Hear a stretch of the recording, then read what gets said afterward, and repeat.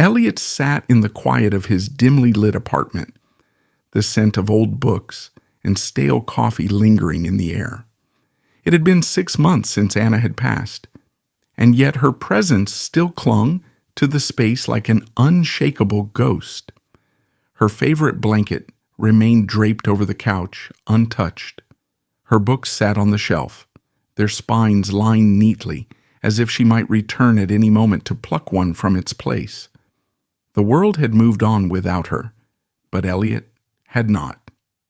Time blurred, each day bleeding into the next, the sharp edges of grief dulling but never disappearing.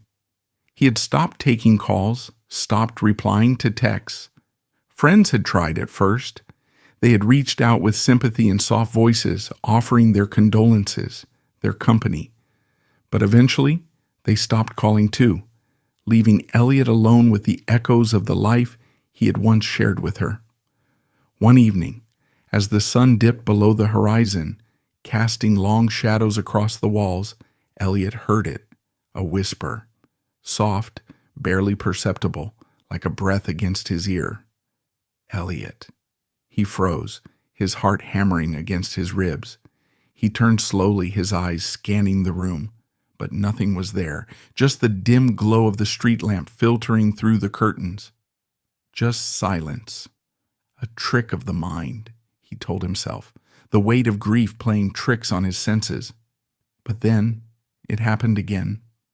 This time, a touch, a light brush against his shoulder. So gentle it could have been a draft, or it could have been her. Elliot barely slept that night. He lay awake, staring at the ceiling, waiting, but the whispers didn't return. The touch remained a phantom memory.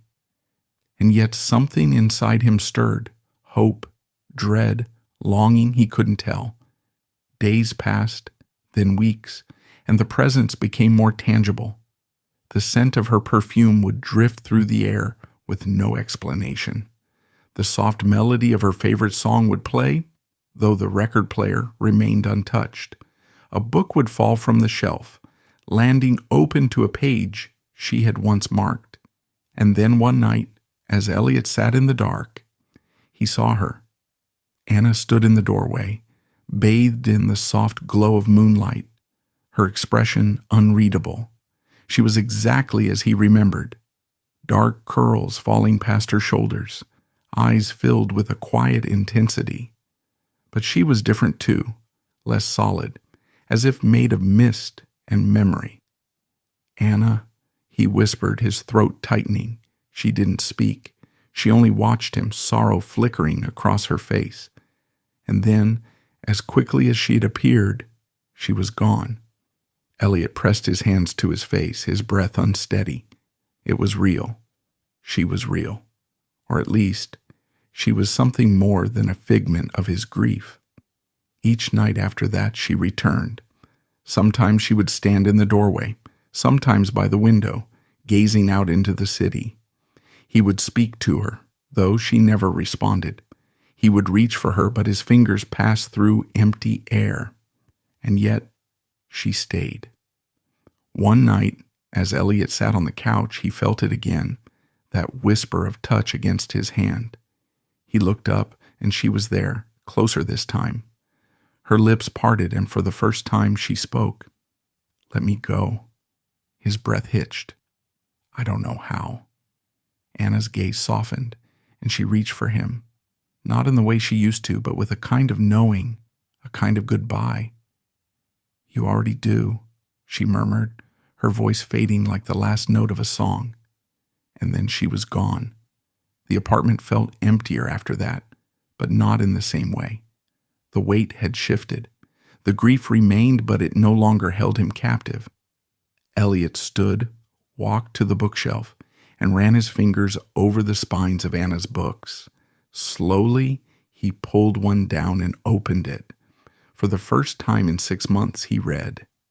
As the sun dipped below the horizon, painting the sky in shades of crimson and gold, Ilara stood at the edge of the ancient ruins, her heart pounding. The artifact in her hands pulsed with a soft golden glow, proof that she had fulfilled her destiny. The once shadowed land of Arendor began to change before her eyes. The darkness that had plagued the kingdom for centuries dissolved like mist in the morning light.